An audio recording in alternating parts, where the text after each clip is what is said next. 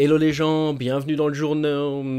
Non, pas dans le journal, bienvenue dans les sorties ciné de la semaine en fait, parce que le journal, j'en ai fait un hier, et normalement je sors les sorties ciné de la semaine le mardi, mais le micro avait pas enregistré, du coup je me rattrape aujourd'hui, comme ça vous saurez quoi voir dans la semaine, il y aura pas de générique, il y aura pas de machin, allez on envoie tout de suite.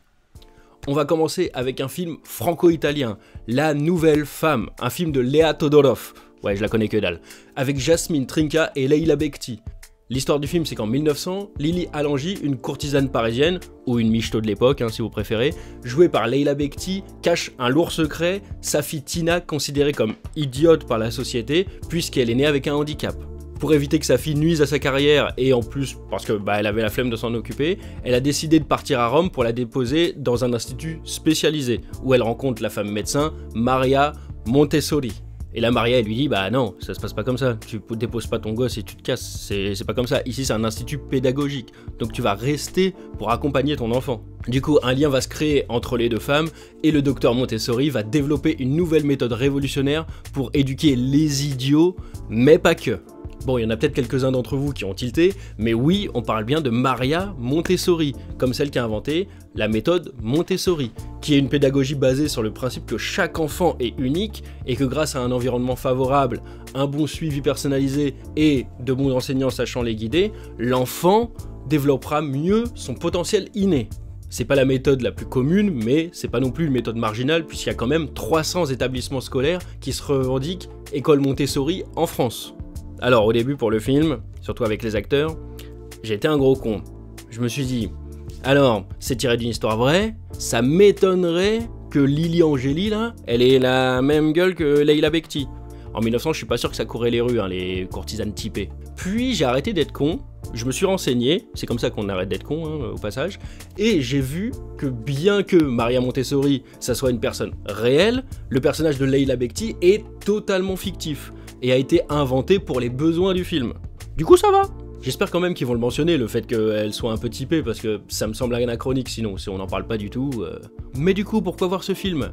Déjà l'époque, le sujet, et évidemment le côté féministe de la chose qui a l'air traité assez finement. J'ai pas encore vu le film, mais on sent qu'évidemment, les confrères de Maria Montessori doutent d'elle parce que c'est une femme. Mais on sent aussi la différence de traitement entre Montessori et Lily. En fait, en termes de scénario, c'est plutôt bien pensé parce qu'au lieu d'être seules contre tous, elles sont seules contre tous et l'une contre l'autre, même si c'est avec une moins grande intensité. Et ça me semble vraiment intéressant. En ce qui concerne le titre du film, La Nouvelle Femme, je trouvais ça vraiment claqué, surtout qu'en Italie, le film il s'appelle Maria Montessori, tout simplement. Il s'avère qu'en fait, la réalisatrice, elle a expliqué pourquoi ça s'appelait comme ça. Elle dit que ça fait référence à l'expression qu'utilisent communément les historiens pour désigner ces femmes féministes, éduquées et indépendantes de 1900, qui avaient réussi à accéder à des fonctions professionnelles et à des carrières universitaires, et qui affirmaient une place dans la société par le savoir.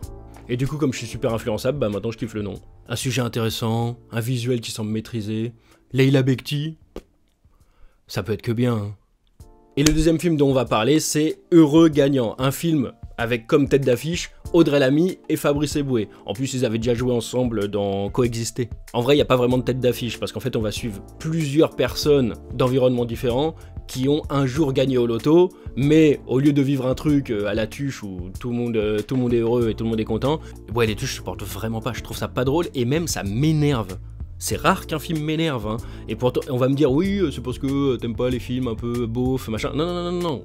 J'aime bien Camping, j'adore Camping par exemple. J'aime bien Bienvenue chez les Ch'tis. Bon, c'est pas mon grand kiff, mais ça reste sympa et ça m'énerve pas. Alors que les tuches, non, c'est chaud. Pour Heureux Gagnant, on est sur vraiment un autre style d'humour, on est sur un truc vraiment grinçant. Allociné, à la fin de leur synopsis, ça résume bien le truc, je les cite. Pour nos heureux gagnants, le rêve va rapidement se transformer en cauchemar, et leur vie va voler en éclats dans un spectaculaire feu d'artifice de comédie noire et de sensations fortes. On voit que c'est leur métier les mecs, quand ils écrivent des trucs comme ça. Du coup je vais voir le film, j'aime bien les comédies françaises un petit peu sombres, un petit peu barrées, et je me dis que si Fabrice Eboué il a accepté de jouer dans un film qu'il ne réalise pas lui-même, c'est que soit le scénario est ouf, soit il a besoin de fric. Et voilà, c'est tout pour aujourd'hui. Merci d'avoir regardé ma sélection ciné, on va appeler ça comme ça. Demain, on revient sur un vrai jour nerd complet, j'espère. Du coup, abonnez-vous pour rater aucune vidéo. N'hésitez pas à regarder les anciennes vidéos parce que bah, l'info, ça périme pas en 2 jours. Restez passionnés et je vous dis à demain.